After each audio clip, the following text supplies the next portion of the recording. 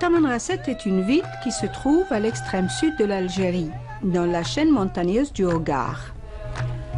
Le mot Hogar est un mot tsamashek qui signifie noble et donné à ce majestueux massif montagneux de l'ouest du Sahara.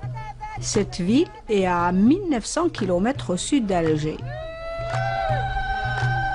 Cette région constitue les terres ancestrales des Imohars, des Touaregs, surnommés les hommes bleus, par l'Occident par rapport à la couleur de leur chèche, teint avec de l'indigo et qui se décolore sur la peau avec le temps.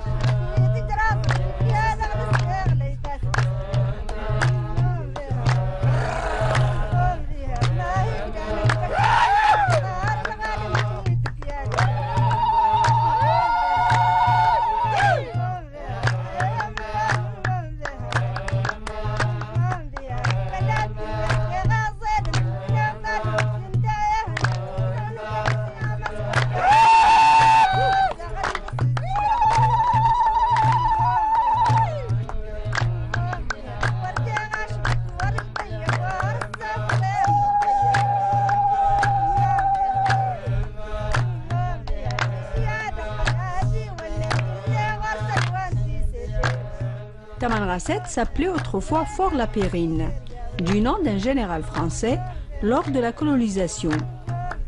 En 1919, la présence française s'affirme avec l'installation de services administratifs et de casernes. La région est depuis toujours le passage obligé des passionnés du désert. Le Hogar couvre une superficie d'environ 500 000 km², soit le quart de la superficie totale de l'Algérie. De nombreux personnages célèbres ont été séduits par le charme de ces lieux magiques. Certains ont contribué à faire connaître ces paysages et à les protéger, tels que l'écrivain Tahar Jaoud, qui l'évoqua dans son roman L'invention du désert en 1987, ou Eric Emmanuel Schmitt dans son récit La nuit de feu en 2015.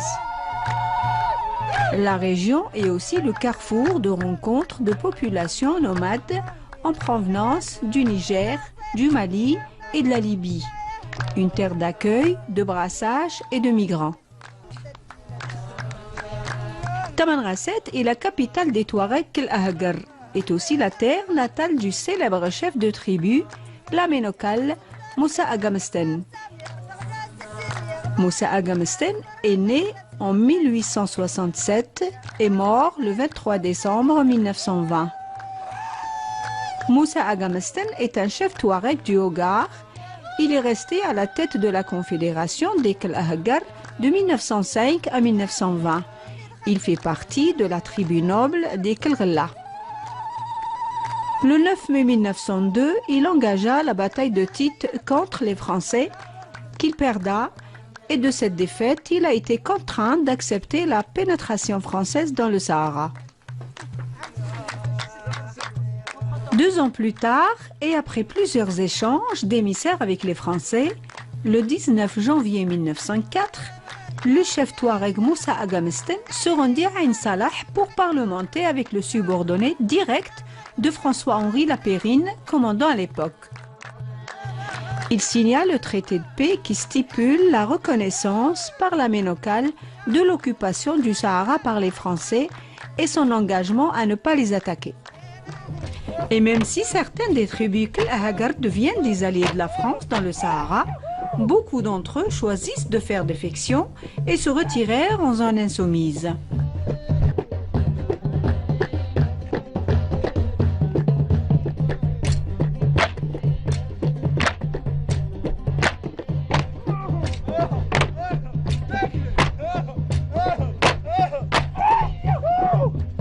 La rencontre en 1905 entre le chef touareg Moussa Agamsten et le père Charles de Foucauld fut le début d'une longue amitié, bien que le chef touareg ait d'abord été réticent à l'idée qu'un religieux chrétien s'installât en pays touareg.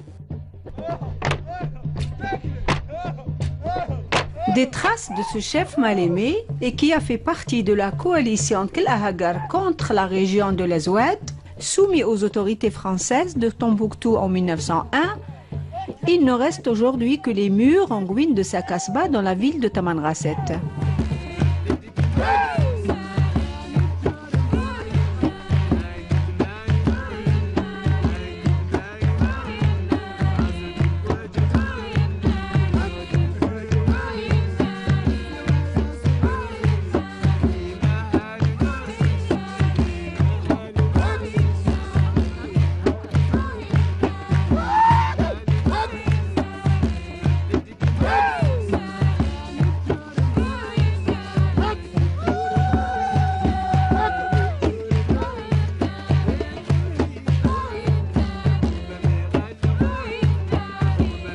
Parmi les plus beaux sites touristiques de cette région, nous avons visité l'ermitage de la Sekrem et le tombeau de Tinhinen. Le plateau de la Sekrem est parmi les plus beaux paysages de la Hagar, qui offre des vues incomparables sur les pics volcaniques du massif, que Charles de Foucault décrit comme une merveille et où il s'y installa en 1911. Aujourd'hui encore, et dans les pas du père fondateur, une vie monastique continue dans la discrétion totale, partageant ce musée à ciel ouvert.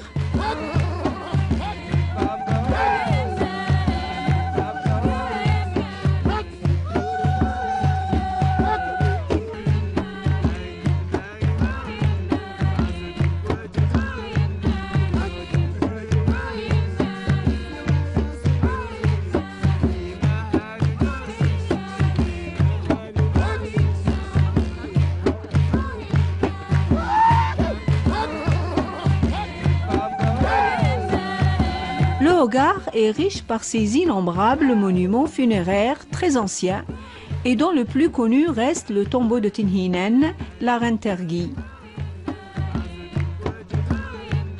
À 80 km au nord-ouest de la ville de Tamanrasset et sur la partie supérieure d'une colline de 914 mètres d'altitude, sur la rive gauche de Wattifirt, dans l'oasis d'Abalessa, l'ancienne capitale de la Hagar, se trouve ce monument historique et archéologique daté du IVe siècle, appartenant, selon certains chercheurs, à Tinhinen.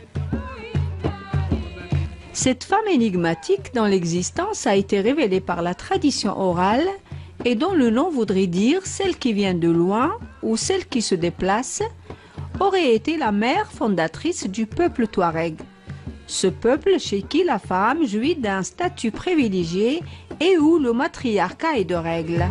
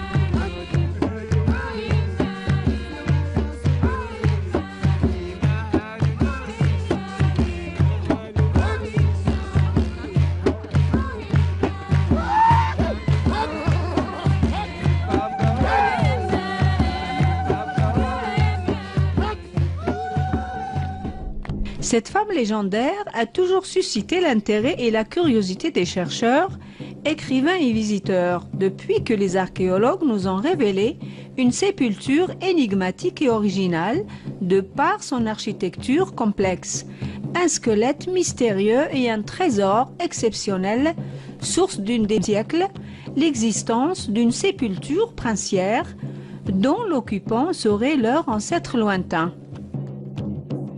En effet, des fouilles exécutées et dirigées par une mission franco-américaine en 1925 Et 8 ans plus tard, en 1933, par Maurice Regas, ont révélé la présence d'un squelette de femme bien conservé dans un caveau, ainsi qu'un mobilier funéraire de bijoux en or, en argent, de pierres semi-précieuses, de perles et de pièces de monnaie. Comme ils ont révélé aussi que ce monument cachait une construction qui n'a pas son pareil dans le Hogar et même dans tout le Sahara.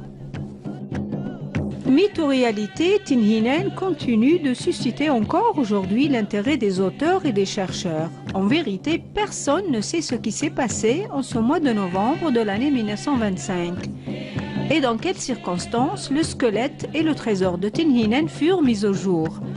Seul l'archéologue et conte américain de Prorock et Louis Chapuis, grand connaisseur du Sahara, était présent lors de l'exhumation des trouvailles sur ce site et sur ces 13 tombeaux.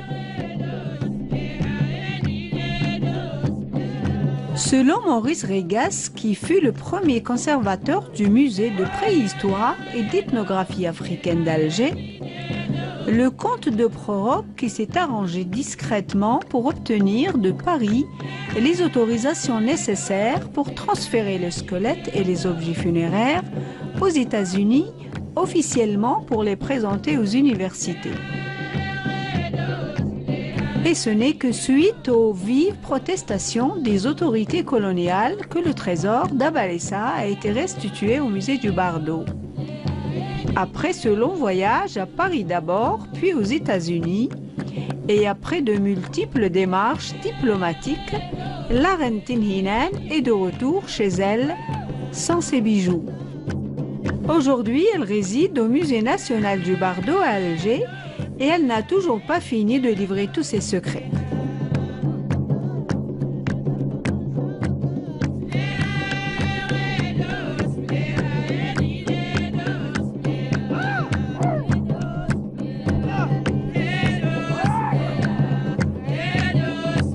Le squelette, il a été déterré, bien sûr, du site qui est à Balessa. En 1924 Oui, il y a eu une fouille qui a été faite par des Américains et des Français. Le squelette a voyagé, il a été aux États-Unis, il a été exposé là-bas et repris. Ils ont essayé de faire des petites consolidations de tout le squelette. Ils l'ont exposé avec tout le mobilier funéraire, les bijoux, quelques restes de cuir, de la veste en cuir de la reine des Touaregs. Et là-bas, avant de revenir en Algérie, on a eu en guide de reconnaissance des copies des bijoux de Tinhinen, les copies des bracelets en or, bien sûr. Donc il était exposé au début parce que il y avait les salles de préhistoire, donc il était exposé durant toutes ces années. Suite à la restauration du monument et du musée, des salles d'exposition, le squelette a été repris, on l'a déposé au niveau des réserves et pris en charge par l'équipe de conservation, bien sûr pour veiller à sa conservation et pour le maintenir en vie pour les générations futures. Nous avons pris en charge ce squelette. Vous avez ici quelques façons de... Voilà, nous avons ici par exemple le crâne. Vous avez le crâne de Tinhinen. Il est authentique en fait. Oui, c'est le crâne, c'est le squelette. Voilà, c'est le crâne qui fait partie du squelette. Donc, il a été pris en charge par l'équipe de conservation, par le laboratoire. Nous l'avons fait récemment en 2017, c'est à partir de fin juin, juillet, août. Ça nous a pris à peu près 3 mois pour arriver à ce travail colossal que toute l'équipe a fourni. Nous avons fourni un grand effort. Donc, nous avons essayé de dégager tout sédiment qui peut nuire à la conservation de ce squelette. Des objets métalliques, un ciment qui a fait objet de la récupération des vertèbres, c'est-à-dire c'est un travail, c'est vrai, ça nous a permis de garder toute la colonne vertébrale, mais là, nous, au niveau du labo, on a vu que ce sédiment peut nuire à la conservation du squelette, plus un objet métallique, c'est-à-dire une tige métallique, qui a fait l'objet de rassembler toutes les vertèbres du squelette. Cette dernière aussi a été retirée et bien sûr on a tout gardé parce que ça fait partie de l'histoire de ce squelette et ça peut donner aussi pour des études enfin postérieure. On a effectué sur l'ensemble du squelette une conservation préventive et curative et une restauration. On a effectué un dépoussiérage tout au début pour l'ensemble de tout le squelette. À la suite, on a essayé de ne pas enlever tous les sédiments, c'est-à-dire on peut avoir une histoire qui peut aider à une étude détaillée sur le squelette. Donc on a essayé de laisser ça. De respecter les étapes du travail. On est passé ensuite à une conservation curative. On a fait un assemblage, un collage à base d'une colle neutre. Et suite à ça, on a fait des assemblages et un comblement. C'est-à-dire il y a eu des parties dans lesquelles vous retrouvez un manque. Donc on a fait un assemblage pour les deux parties. On a remarqué qu'il manquait une partie. On a essayé de combler ça par du plâtre dentaire. Légende ou vérité, 93 ans après la découverte du tombeau dit de Tinhinen, les doutes sur l'identité du personnage continuent de hanter les esprits de nos chercheurs et archéologues algériens tant qu'il n'y a pas d'analyse d'ADN. Tinhinen continue de causer des migraines à son monde.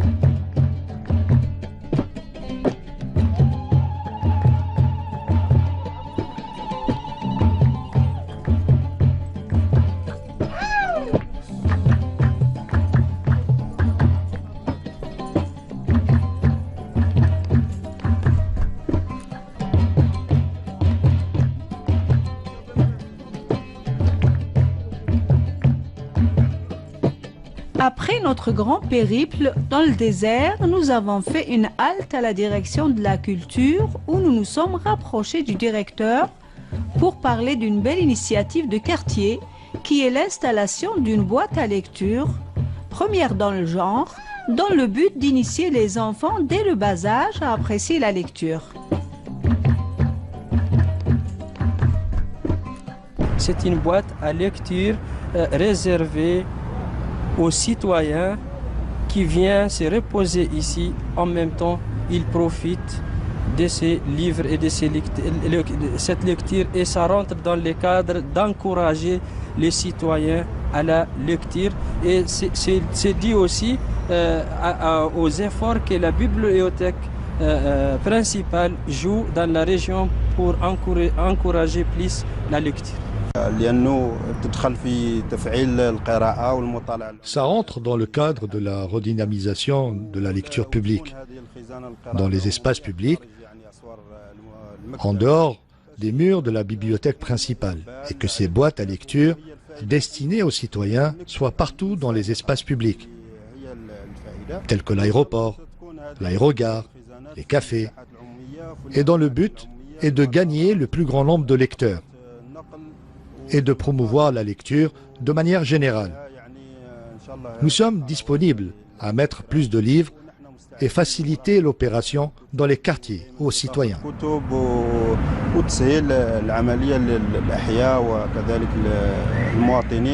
Cette bibliothèque est gérée par les citoyens lui-même. C'est-à-dire il peut prendre avec lui un livre pour des biens, il peut les prendre avec lui et en même temps il peut ramener un autre livre qui les concerne, les mettre ici. Et il peut aussi ajouter un autre livre. Donc c'est une gestion automatique. Nous, en tant que secteur, c'est l'encadrement et c'est le contrôle du livre. C'est ça le rôle essentiel qu'on joue. Nous voulons que cette idée soit gérée par les citoyens lui-même.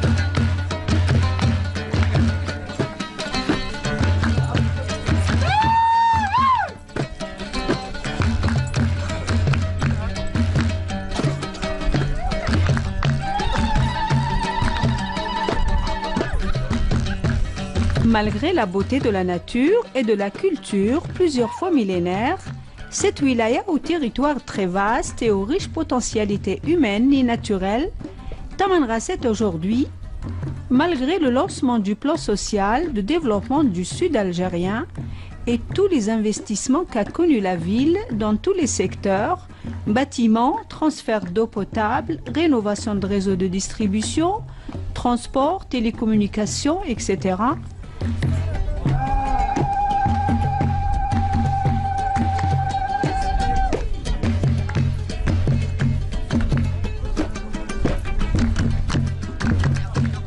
Malgré tous les efforts des uns et des autres, Tamanrasset en pleine métamorphose aujourd'hui, certains quartiers souffrent toujours de dégradation et certains chantiers sont toujours en stand-by, comme ce projet de complexe sportif ou celui de ce théâtre de verdure.